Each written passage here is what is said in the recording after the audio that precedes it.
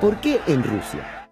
A principios de 1917, Rusia es un imperio, pero al mismo tiempo un país rural, económicamente atrasado respecto al resto de Europa. El zar Nicolás II, último heredero de la dinastía Romanov, es un autócrata, o sea, concentra en sus manos todos los poderes. La población se divide en dos clases sociales, la nobleza feudal y el resto del pueblo. De hecho, 4 de cada 5 rusos son campesinos y obreros, y las desigualdades son enormes. Las condiciones de vida de los campesinos son como las de la Edad Media, y los obreros de Petrogrado y Moscú viven hacinados en barracones insalubres y con jornadas laborales de hasta 16 horas. Ante esta situación, Nicolás II se niega a conceder reformas y periódicamente explotan nuevas revueltas que las tropas del zar reprimen de forma violenta. La más sangrienta de ellas ocurre en 1905 en Petrogrado, y uno de los líderes de esa sublevación es Vladimir Ilich Ulyanov, conocido como Lenin, dirigente de la facción bolchevique del Partido Obrero Socialdemócrata de Rusia, de orientación marxista.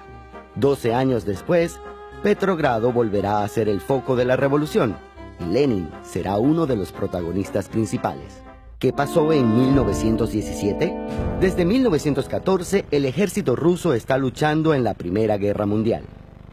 Tras 3 duros años de guerra, hay más de 6 millones de muertos, heridos y prisioneros entre las filas rusas. Además, a esto se le suma una inflación desorbitada, el desabastecimiento de alimentos y productos básicos y el descontento político por la falta de reformas.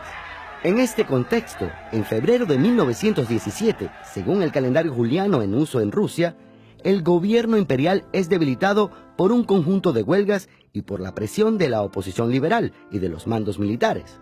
Al cabo de unos días, el zar Nicolás II, desacreditado e incapaz de controlar la situación, es obligado a abdicar y es confinado con toda su familia. Un año después, todos los Romanov serán ejecutados. Ahora los rebeldes asumen el control del país y ejercen el poder político a través de un comité provisional de gobierno y del Soviet de Petrogrado. El gobierno provisional está formado por políticos liberales y socialistas moderados y está dirigido por el socialrevolucionario Alexander Kerensky. El Soviet, en cambio, es una asamblea popular formada por obreros y soldados. Su organización se extiende en poco tiempo al resto de Rusia, involucrando también a los campesinos. Estos dos órganos compiten entre ellos por el poder. En las primeras semanas, el gobierno provisional decreta la libertad de prensa y de reunión y permite el regreso de los exiliados políticos, entre ellos Vladimir Lenin, pero no puede llevar a cabo las reformas sociales y económicas prometidas. En cambio, el Soviet obtiene rápidamente el apoyo popular, pero también dentro del Soviet se enfrentan dos facciones. Por un lado, los mencheviques, que son marxistas moderados. Por el otro, los bolcheviques, el grupo más radical guiado por Lenin y León Trotsky. Estos dos dirigentes comunistas logran el control total del Soviet. ¿Cómo fue entonces la Revolución de Octubre? La noche entre el 7 y el 8 de noviembre, 25 y 26 de octubre según el calendario gregoriano, después de un intento de golpe militar, Lenin y Trotsky asaltan el Palacio de Invierno de Petrogrado, la sede del gobierno provisional, capturan a todos sus miembros y así inician un régimen comunista.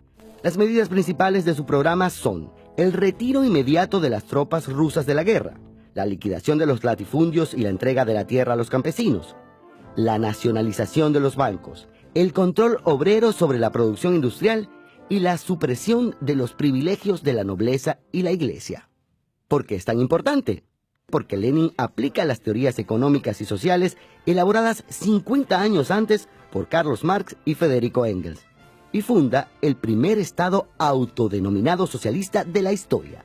Después de una guerra civil de 5 años, los bolcheviques conquistan definitivamente el poder, y en diciembre de 1922 nace oficialmente la Unión Soviética, un gran imperio que durará hasta 1991.